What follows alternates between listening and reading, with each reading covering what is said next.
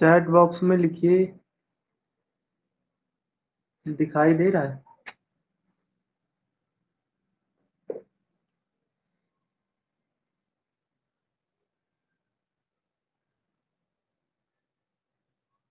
Yes sir, clear. ये कौन है? किस लैंग्वेज में लिखा? मराठी क्या है?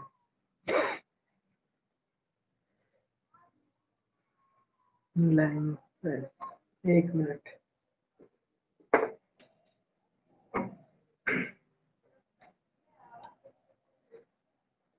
बस एक मिनट में हम लोग आगे शुरू करते हैं। यहीं तक आपने पढ़ा था पिछले टर्म तक, यहाँ से आगे चलेंगे।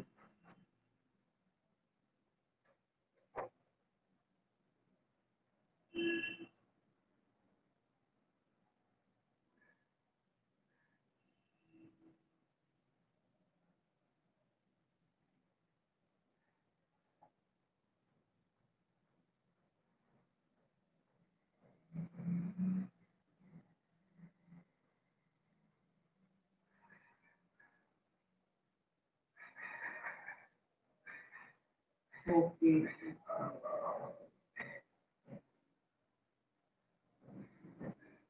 बस एक मिनट और। माइक वाला इशू।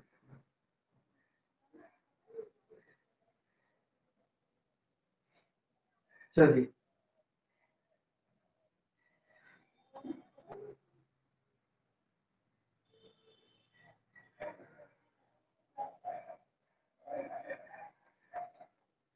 ये थोड़ा सा सैड आ रहा है, उससे तो चल जाएगा ना?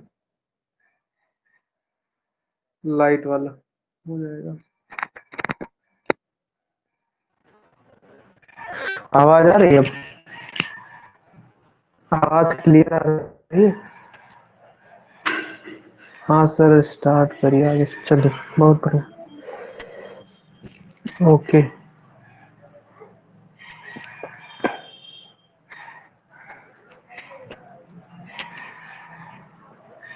तो आगे चलते हैं।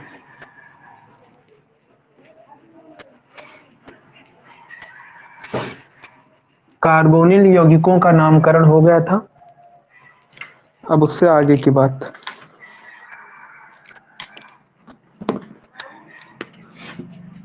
कार्बोक्सिलिक कार्बोक्सिलिक अम्लों का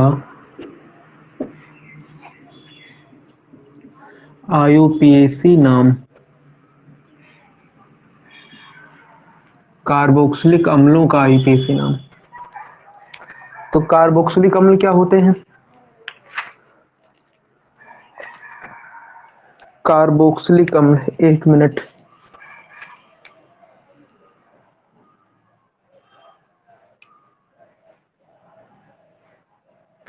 ओके,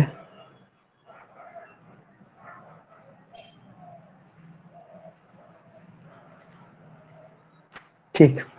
कार्बोक्सिलिक अम्ल क्या होता है कि कार्बन की चेन लगी हो और उस पर ग्रुप लगा हो COOH, या कभी कभी COOH बोला जाता है। इसको ऐसे भी लिखा आपने देखा होगा, इसको आपने COOH को ऐसे भी लिखा देखा होगा। तो ये ओपन फॉर्म है, ओपन स्ट्रक्चर है, और ये क्लोज फॉर्म है। इसमें आपको ये नहीं पता चल पा रहा है कि C और O के बीच में कौन सा बॉन्ड है। यहाँ चीजें क्लियर दिखाई दे रही है। और R क्या होता है ये आपको पता ही है। आर क्या होता है? पिछले टर्म पर आपने पढ़ रखा है। आर कार्बन की चेन है। क्या है? कार्बन की श्रृंखला है, सी की श्रृंखला है। वहां पर आप CH3 लगा सकते हैं आर की जगह पर, या कोई पूछे आर क्या है तो आप कहो कि CH3 है सिंपली, या आप कह लो CH3 CH2 हो, या आप कह दो कि कार्बन की जो भी आप इमेजिन कर सकें वो चेन है कार्बन की आर। ठीक। तो जैसे कोई कार्बोक्सिलिक अम्ल बनाना हो आपको तो बना लेंगे।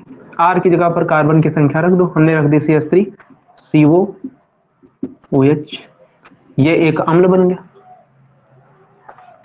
अम्ल हालांकि एक एक्सेप्शन भी है, इसे भी आप जानो, ध्यान से देखिए। इसको देखिए आप, इस वाले यौगिक में COOH तो है, लेकिन आर नहीं है, आर की जगह पर क्या है, एच है। और इसे कहा जाता है, जो लोग जानते हैं उनको पता होगा, ये फार्मिक अम्ल है। इसे भी अम्ल कहा जाता है। क्या कहा जाता है, ये भी एक अम्ल है, HCOOH, फार्मिक अम्ल। तो अम्ल ये भी है, और लेकिन कार्बोक्सिलिक अम्ल का जो जनरल फार्मूला है वो RCOOH माना जाता है। लेकिन उसी कैटेगरी में हमने आपको याद दिलाया कि सबसे सिंपलेस्ट जो अम्ल होता है, सबसे कम कार्बन वाला, वो होता है फार्मिक अम्ल, जिसमें R यानी कि एल्किल ग्रुप की जगह कार्बन की कोई श्रृंखला ना होकर सिर्फ H होता है, फार्मिक अम्ल। ये वही अम्ल है जो चींटी जब किसी को डंक मारती है या काटती है, तो जो केमिकल, जो रसायन आपके शरीर में एंटर करता है, वो फार्मिक अम्ल ही है, जिसकी वजह से जिस एरिया में कोई चींटी काटती है उस एरिया में आपके सूजन सी आ जाती है। तो वो तो प्रतिरक्षा है शरीर द्वारा। बायो के बच्चे जानते होंगे कि सूजन क्यों आ जाती है जब आपको चोट लगती है। तो सूजन कोई चोट की वजह से नहीं आती है, सूजन शरीर के द्वारा प्रतिरक्षा दिखाया जाता है कि इसका जो डैमेज है वो पूरे शरीर में न फैलकर किसी एक जगह पर ही स्थिर रहे, इसलिए सूजन आती है। ठीक है, तो नाम लिखते हैं इनका।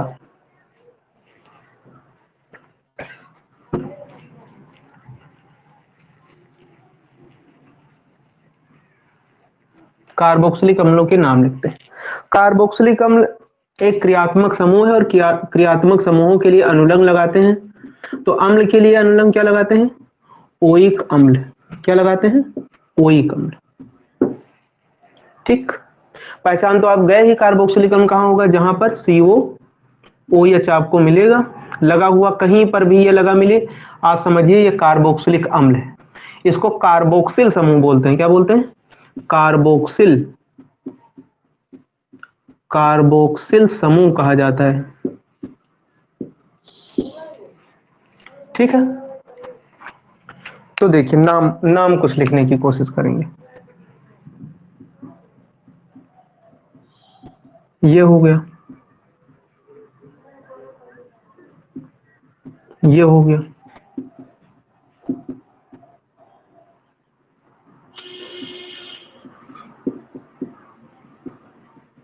ये हो गया। ठीक, पहला काम क्या, जहां से क्रियात्मक समूह शुरू हो कार्बन की संख्या की गिनती करते हैं। इसमें आप देखो, इसमें कितने कार्बन है, एक कार्बन। कितना कार्बन है, एक कार्बन। एक कार्बन को क्या बोलते हैं, कार्बन की संख्या का नाम क्या होता है, मेथ होता है।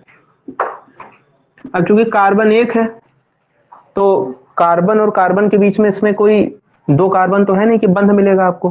तो जब एक ही कार्बन होता है तो माना जाता है कि यहाँ पर बॉन्ड कैसे, सिंगल है, तो एन लगा देंगे। क्या लगा देंगे, एन। और COOH ग्रुप के लिए क्या लगता है, ओइक अम्ल, तो ओइक अम्ल जोड़ देंगे। क्या जोड़ देंगे, ओइक अम्ल। और इस पूरे को आप जोड़ दो, तो मेथ में एन जोड़ोगे तो मेथेन बन जाएगा, और उसमें ओइक अम्ल जोड़ोगे तो बन जाएगा मेथेनोइक अम्ल। क्या बन जाएगा, मेथेनोइक अम्ल। वॉइस क्लियर है, एक बार बताइए, एक बार बताइए कि वॉइस क्लियर है चैट बॉक्स में। ओके ओके,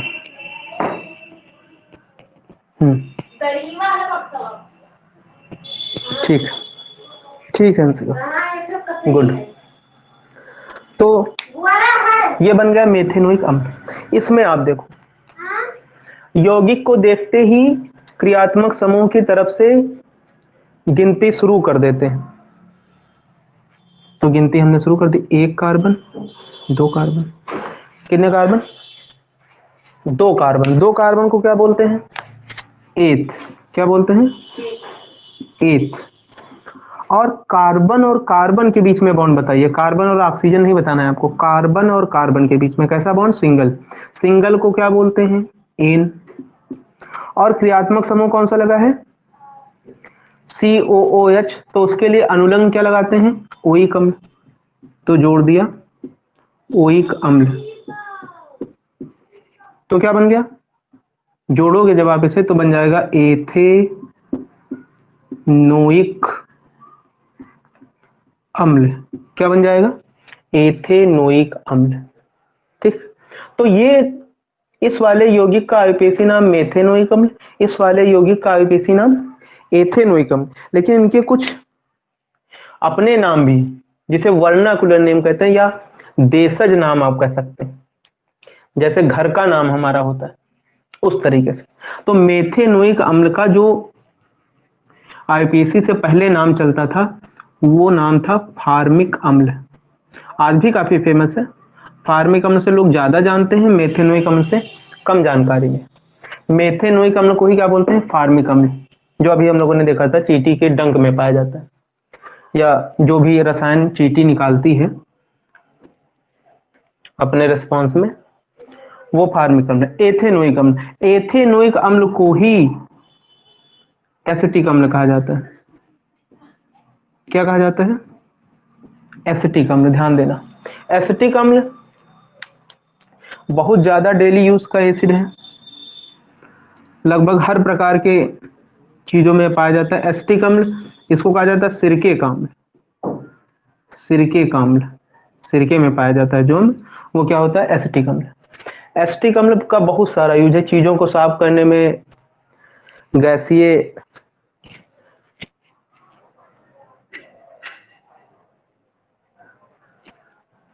गुड, ब्यूटेनोइक अम्ल। नाम क्या है, ये नाम नहीं क्लियर है, अजीब सा लिखा है। अर्पित बोला जाएगा, क्या बोला जाएगा ये, एथेनोइक अम्ल, ब्यूटेनोइक अम्ल, क्या नाम है। हाँ, बच्चे का नाम तो जान पाए हैं, इसमें लिख दीजिए, बोलिए नहीं बोल। अच्छा, सूरज, चलिए नया नए तरीके से नाम लिखा, चलिए कोई बात नहीं, बढ़िया। सिरके का अम्ल, एसिटिक अम्ल। ठीक, कोई भी चीज क्लींजिंग की जाती है या बर्तनों को जो साफ किया जाता है चमकाने के लिए, तो उसमें एक एसिड मंगाया जाता है। आप जब कभी घर पर बड़ा कार्यक्रम होता है तो वो बुफे सिस्टम वाले मंगाते हैं उसके लिए, तो उसमें कहीं ना कहीं एसिटिक एसिड की मात्रा होती है। इसमें देखते हैं क्रियात्मक समूह की तरफ से कार्बन की गिनती करिए, 1 2 3 4। कितने कार्बन है, 4। 4 को क्या बोलते हैं, आपने कहा 4 को ब्यूट बोलते हैं। कार्बन और कार्बन के बीच गिन जाइए पूरा, यहां भी सिंगल, यहां भी सिंगल, यहां भी सिंगल, तो एन प्लस COOH के लिए क्या लगता है, COOH के लिए क्या लगता है, ओइक अम्ल लगता है। क्या लगता है, ओइक अम्ल। तो ये बन जाएगा ब्यूटेनोइक अम्ल। क्या बन जाएगा, ब्यूटेनोइक अम्ल, नाम हो जाएगा ब्यूटेनोइक अम्ल। क्लियर है इतनी बातें, ये नाम हो गया। एक दो नाम और देखते हैं, इसे हटाते हैं।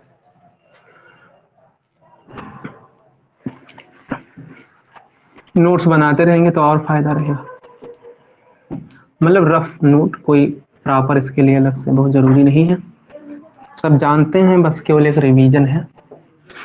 आप आगे पढ़ते रहेंगे और पीछे से चीजें रिवाइज होती रहेंगी। आपको बहुत ज्यादा एफर्ट अपने पास से नहीं डालना है, ना कोई आपको कंफ्यूजन रह जाएगा, फिर इतना पढ़ने के बाद कोई कंफ्यूजन नहीं रह जाएगा, सब क्लियर हो जाएगा।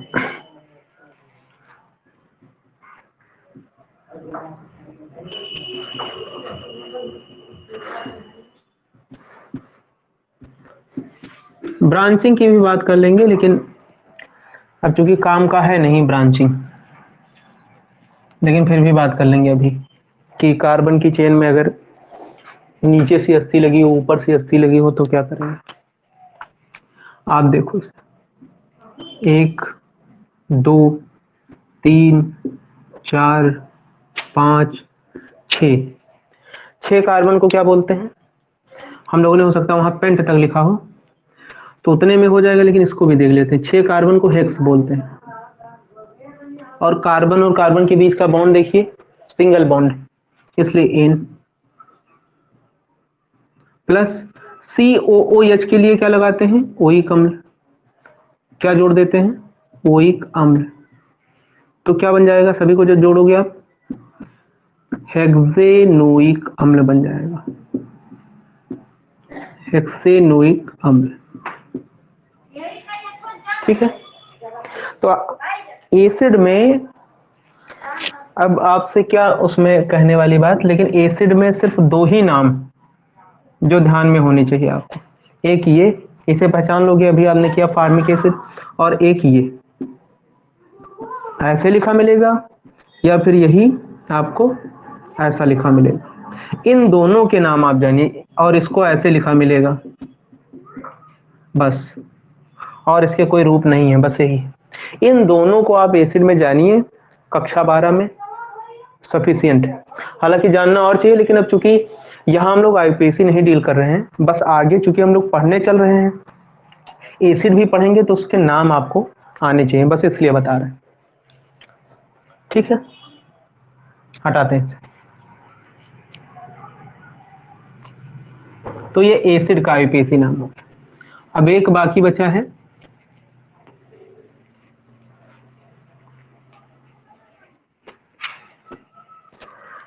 एमीन, एमीनो का आईपीएसी नाम करो। ये एसिड का नाम आपने लिख लिया, एमीनो का आईपीएसी नाम।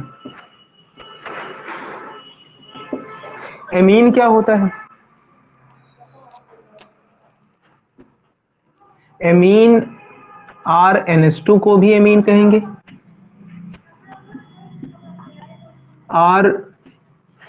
RNH को भी एमीन कहेंगे, RNHR,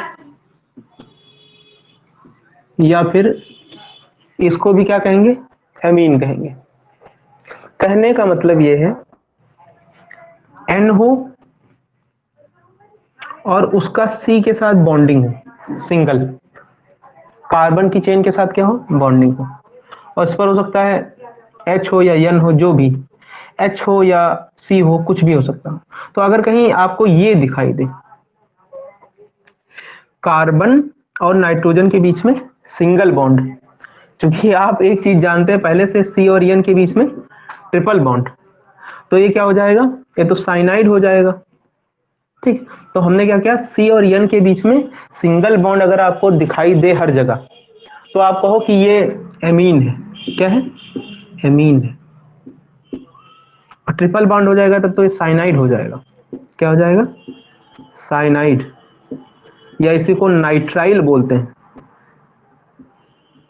नाइट्राइल, साइनाइड कहिए चाहे नाइट्राइल कहिए, CN को। तो C और N के बीच में सिंगल बॉन्ड दिखाई दे तो एमीन। क्या है, एमीन। ध्यान में रखिएगा ये वाली बात। तो इनका नाम लिखते हैं।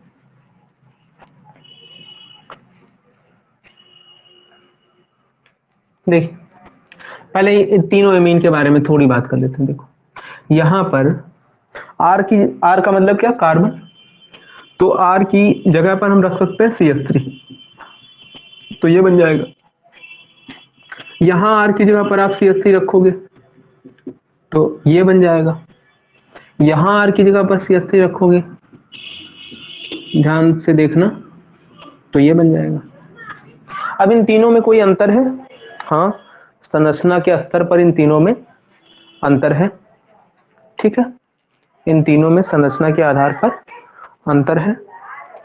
देखिए इस N से कितने कार्बन जुड़े हैं, डायरेक्टली एक, तो जब NH2 से या कह लो N से एक कार्बन जुड़ा, प्राथमिक एमीन बोलते हैं। क्या बोलते हैं, प्राथमिक एमीन। यहां देखिए जब N से दो कार्बन जुड़े, यहां देखिए N से एक कार्बन जुड़ा है तो प्राथमिक एमीन, N से डायरेक्टली दो कार्बन जुड़े हैं तो द्वितीयक एमीन हो जाएगा। ये क्या हो जाएगा, द्वितीयक एमीन। बनाना सीखे, सवाल पूछा जाता है कि एक द्वितीयक एमीन बनाकर दिखाइए, तो आप N बनाओ और N के दो तरफ दो कार्बन लगा दीजिए, द्वितीयक एमीन हो जाएगा। और N की जो संयोजकता होती है वो 3 होती है, तो अगर दो आपने CH3 लगा दिया तो एक क्या लगाना रहेगा, एक वो एच जोड़ना पड़ेगा, क्योंकि आपको कक्षाओं में हमने पढ़ा रखा है पहले से ही कि जो एमीन होते हैं वो बनते किससे हैं, अमोनिया से। किससे बनते हैं, अमोनिया से। अमोनिया का एक एक एच हटाते जाते हैं, उसकी जगह पर कार्बन लगाते जाते हैं, तो प्राथमिक एमीन, द्वितीयक एमीन और उस प्रकार की एमीन बनती चली जाती है। तो अगर आपने 2 एच हटाए हैं तो एक एच अमोनिया वाला बाकी रहेगा ना, तो वो लगाना रहेगा, क्योंकि एन की संयोजकता कितनी होती है, नाइट्रोजन की संयोजकता 3 होती है। नाइट्रोजन हमेशा नॉर्मल यौगिकों में 3 बंध बनाता है। यहां देखिए एन से डायरेक्टली कितने कार्बन जुड़े हैं, 3 कार्बन, तो यह कैसा एमीन हो जाएगा, तृतीयक एमीन।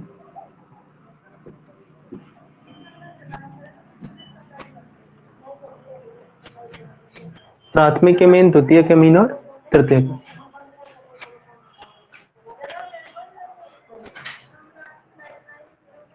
ठीक है, ये बात है।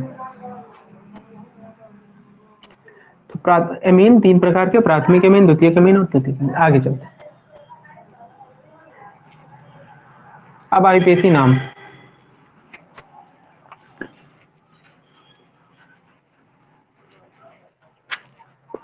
एमीनो का जो जनरल आईपीएसी नाम है वह है एल्केनामीन।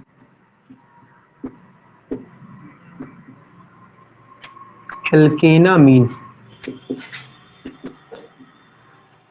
आईपीएसी में जनरल नाम एल्कीन का क्या है, एमीनो का क्या है, एल्केनामीन। जहां पर आप जानते हैं एल्क वाली बात, ए के मात्रा को भी हम लोगों ने छोड़ रखा है। एल्क, एल्क क्या है, कार्बन की संख्या का नाम है। अगर 1 होता है कार्बन की संख्या तो मेथ, 2 होता है तो एथ, 3 होता है तो प्रोप, वो वाला। देखिए अब नाम लिखते हैं, CH3NH2, CH3 CH2NH2, CH3 CH2 CH2NH2। Clear है, इसे आप देखिए, तीनों के नाम लिखते हैं। तो एल्केनामीन में आप केवल कार्बन की संख्या रख दीजिए। इसमें कितने कार्बन है, 1 कार्बन। एक कार्बन को क्या कहते हैं, मेथ। तो एल्क की जगह पर आप मेथ रख दो, क्या रख दो, मेथ। तो एल्क की जगह पर मेथ रखोगे, मेथ, तो ए का मात्रा आकर था पर लगेगा, है ना, तो मेथे नामीन बन जाएगा, मेथेनामीन। एन से कितने कार्बन जुड़े हैं, 1 2, 2 को क्या बोलते हैं, 2 को बोलते हैं एथ। तो एल्क की जगह और था पर ए का मात्रा आ जाएगा, और फिर नामीन लिखा ही है, तो इसका नाम क्या हो जाएगा, एनामीन। ये इंपॉर्टेंट है, ये इंपॉर्टेंट है। एथेनामीन को जनरल क्या कहा जाता है, एथिलमीन। क्यों, NH2 रहता है और ये इतना क्या है, एथिल। तो जनरल आईपीएसी में तो इसका सही नाम क्या है, एथेनामीन। 2 कार्बन को एथिल बोला जाता है, 2 कार्बन को एथिल, तो नाम हो जाएगा एथिलेमीन। क्लियर है। उसी तरीके से इसका नाम क्या हो जाएगा, मेथिलेमीन, मेथिल एमीन, मेथिल एमीन। इसे आप देखो, 1 2 3, 3 कार्बन है, तो प्रोप, तो क्या बनेगा, प्रोप। प्रोप रखो एल्क की जगह पर तो क्या बन जाएगा, प्रोपेनामीन। क्या बन जाएगा, प्रोपेनामीन। और सामान्य नाम लिखना हो तो, आईपीसी ना लिखना हो तो क्या बोलोगे, 3 कार्बन को प्रोपिल बोलते हैं, क्या बोलते हैं, प्रोपिल, प्रोपेनामीन। बढ़िया। 3 कार्बन को क्या बोलते हैं, प्रोपिल बोलते हैं, और NH2 को एमीन, तो प्रोपिल एमीन। क्या नाम हो जाएगा? Propyl amine. Methyl amine, ethyl amine, IPC में मेथेना, कोई दिक्कत? अब हालांकि सिलेबस में नहीं है, लेकिन आप जान लीजिए अगर कुछ ऐसा है। देखिए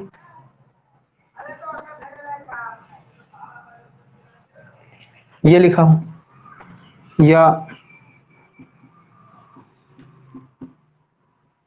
ये लिखा हूं,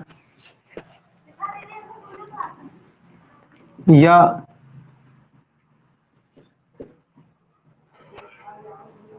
ये लिखा हूं। देखिए तो नाम कैसे लिखेंगे? अब इसमें आप देख रहे थे कि एन के एक ही तरफ कार्बन था,